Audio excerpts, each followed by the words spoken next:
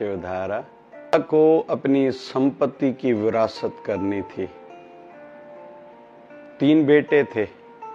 तीनों बेटों को कहा कि आज हम लोग दुकान पर ही बैठेंगे, क्योंकि यह बातें घर में करना अच्छा नहीं। हो सकता है किसी को अपनी घरवाली धर्मपत्नी कुछ कहे, तो यहाँ भाइयों और पिता के बीच का विषय है, और ऐसा वैसे होना भी चाहिए। दुकान पर पहुंचते ही पिता ने एक केला बड़े बेटे को दिया, कहा बाहर खाके वापस आ जाओ। पिता देख रहे हैं। बाहर गया, छिलका उतारा, केला खाया, छिलका वहीं फेंक दिया। अंदर आया, पिताजी ने देख लिया। दूसरे बेटे को केला दिया, वो भी बाहर गया, छिलका उतारा, केला खाया, छिलका किसी साइड में कहीं फेंक दिया। तीसरे लड़के को भी केला दिया, बाहर गया, छिलका उतारा, केला खाया, लेकिन वह छिलका उसने गौ माता को खिला दिया। वह भी वापस आया। पिता ने तीनों बेटों को देखा। तीनों बेटों को शिक्षा दे रहे हैं अभी पिताजी कि संपत्ति मेरी जो है वो तो आप तीनों की ही है। मैं अपने हिस्से का धर्म के नाम पर दान में लगा दूंगा। भी विषय ज्यादा पैसे संपत्ति का नहीं है, लेकिन रही बात मेरे संस्कारों की, और फिर मैंने जो तुम तीनों को दिए हैं और जो मेरे अंदर की आशीर्वाद है, उसका विषय जरूर था मुझे वो किसको देनी थी। बड़े वाले बेटे को कहा तू अच्छा है, तूने केला खाया, माँ बाप खुश होते हैं, प्रभु गुरुदेव भी खुश होते हैं जब उनके बच्चों के सुख के दिन चल रहे होते हैं तो, लेकिन तूने छिलका उतार के वहीं फेंक दिया। यह न सोचा कोई गिर न जाए, फिसल न जाए, कितना नहीं नुकसान हो सकता था। इसलिए तू अभी तक उतना संस्कारवान नहीं बना है, उतनी आशीर्वादें अभी तुझे नहीं मिलेंगी। दूसरे को कहा तूने अच्छा किया, आज केला खाया, माँ बाप को खुशी होती है, गुरु को परमात्मा को खुशी होती है जब हमारे सुख के दिन चल रहे होते हैं, लेकिन तूने कोने में फेंका, ये अच्छा किया, लेकिन इसका और सदुपयोग तू कर सकता था। अभी तुझे भी खुद में बदलाव की बहुत आवश्यकता है। तीसरे को कहा तूने मेरे अंदर की आशीर्वाद प्राप्त करी है। खुद केला खाया, अच्छा लगा, लेकिन साथ साथ में छिलके का भी सदुपयोग करा। मतलब तू खुद के सुख के साथ दूसरों का भी ध्यान रखता है। मेरी अंदर की आशीर्वादें तुम्हारे साथ हैं। संस्कार तो मैंने तीनों को दिए। पहले वाले बेटे ने केवल सुनी है, केवल अपना सुख याद है, यह तो ठीक है, लेकिन दूसरों के अहित का, नुकसान का उसने नहीं सोचा। थोड़ा अच्छा नहीं लगा। दूसरे को पिताजी कह रहे हैं तूने खाया, मुझे अच्छा लगा, लेकिन कॉर्नर में फेंक दिया। थोड़ा अच्छा किया, लेकिन इसका और तू सदुपयोग कर सकता था। अभी तुझे तो खुद पर काम करना अभी बाकी है, खुद को बदलना, समझाना, सिखाना तेरा बाकी है। तीसरे बेटे को कहा तूने मेरे मन को खुश कर दिया। कोई भी टीचर हो, माँ बाप हो, बड़ा भाई बड़ी बहन हो, चाचा मामा नाना हो, नानी हो, गुरुदेव हो, भगवान हो, यही हम में आशा रखते हैं कि हम तो सुखी रहें, लेकिन दूसरों के भी सुख का ध्यान रखें। इससे इस जीवन का, मन का सुख, चैन, सुकून, आनंद बना रहता है, यशस्वी जीवन बनता है, संसार में नाम रहता है, और मरने के बाद भी उनको अच्छे तौर पर याद किया जाता है, और वो यहाँ भी विजयी बनते हैं। जो खुद के साथ दूसरों के सुख के लिए सोचते हैं, उनका वहाँ परमात्मा के श्री चरणों में भी सत्कार स्वागत होता है। जिन माँ बाप ने आंखों में कई सपने संजोए थे, अरमान रखे थे, प्रार्थनाएं करी थी, दान पुण्य करा था, मन्नतें मांगी थी कि संतान मिले, लेकिन कुछ विशेष मिले,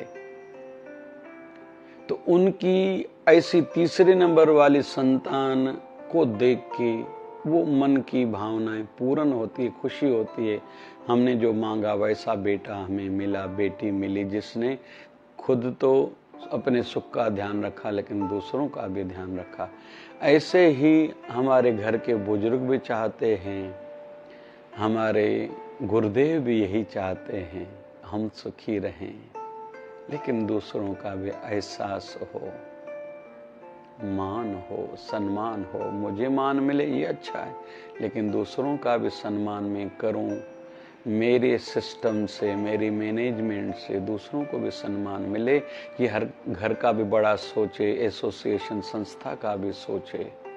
गुरु स्थान पर भी सभी शिष्यों का ये धर्म बनता है, जो नया व्यक्ति आए सबको मान मिले, गुरुदेव की दरबार से वो संतुष्ट होके जाए, यह सभी शिष्यों का धर्म बनता है। और गुरुदेव को भी, सदगुरु को भी वही अच्छे लगते हैं।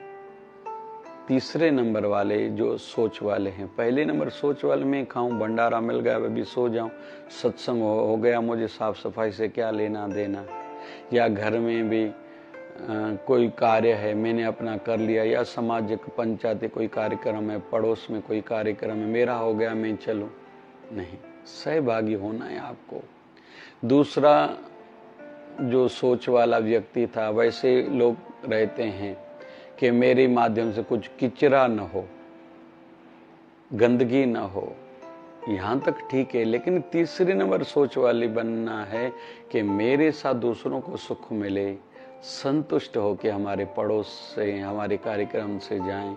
यह हम सब में से हर किसी को खुद ही सोचना है। घर में भी हर किसी का योगदान हो घर चलाने में। पुरुष भले कमाएंगे पैसा, स्त्रियां घर का काम करेंगी, यहाँ तक ठीक है, स्टूडेंट्स बाहर पढ़ाई करेंगे, लेकिन घर में हर कोई अपना अपना छोटे से छोटा काम खुद करे, सबके सहयोग से घर चलता है।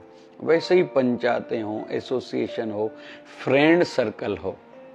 बहुत से ऐसे सोच वाले दोस्त रहते हैं, मेरा काम हो तू करना, लेकिन उसके काम के समय जब वो बुलाता है मेरे पास टाइम नहीं है, या एफर्ट लेने की कोशिश तक नहीं करते कि मैं इसके दुख मिटाने के लिए कुछ करूं।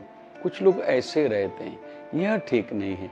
कुछ लोग स्मार्टनेस से, चतुराई से चलते हैं कि बस मेरे ऊपर नाम न उंगली न उठे, मेरा कहीं नाम न फंसे, यहाँ तक ठीक है, लेकिन आप दूसरों के हित के लिए करो। और थोड़ा बहुत कुछ तो करना पड़ेगा, तकलीफ तो आएगी, तन को, धन की भी तकलीफ आ सकती है, मतलब लग सकता है पैसा भी, किसी के हित के लिए, हेल्प के लिए, मदद के लिए।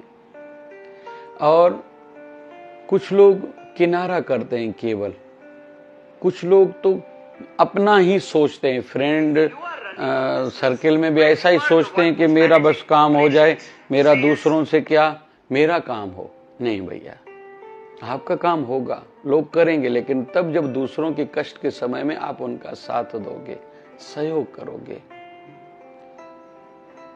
माता पिता से भी केवल लेना नहीं है, उनकी सेवा भी करनी है। घर के बुजुर्ग जो भी विवाहित बहनें हैं, या घर के छोटे बच्चे हैं, लड़कियां हैं या लड़के हैं, बुजुर्गों की सेवा करोगे, आशीर्वाद मिलेगी, आप भी एक दिन बड़े आदमी बनोगे। केवल पढ़ाई से काम होता था तो प्रोफेसर खुद क्यों अरबपति नहीं बने अभी तक? स्कूल में, कॉलेजेस में जो भी टीचर हैं, वो क्यों थोड़ी तनख्वाह पर, थोड़े वेतन पर अपना काम कर रहे हैं? पढ़ाई से केवल नहीं होता, संस्कार से सब होता है। मेजर ध्यानचंद जी छोटी इनकम पर अपना जीवन व्यतीत करने वाले थे, लेकिन हॉकी के को समर्पित थे। आज उनके नाम से अवार्ड दिया जाता था। वो अमीर नहीं थे, बड़ी कोई मिनिस्ट्री में नहीं थे, कोई मंत्री नहीं थे, लेकिन आज उनके नाम से पुरस्कार दिया जाता है। ये श्रेय उनके संस्कारों और समर्पण भाव को दिया जाता है। ऐसे हम लोग देखेंगे, हमारे पूर्व प्रधानमंत्री वाजपेयी जी, वो कोई ज्यादा धनवान नहीं थे।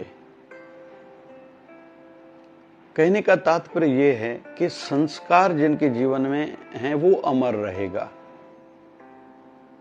केवल खुद के लिए जो सोचता है उनको घर वाले तक याद नहीं करते। और उसमें हम लोग खुद के जीवन में, परिवार के जीवन में झांक के देखें हमारे परिवार में कोई ऐसा व्यक्ति था जो केवल खुद के लिए सोचता था, आज नहीं, हम उनको याद नहीं करते।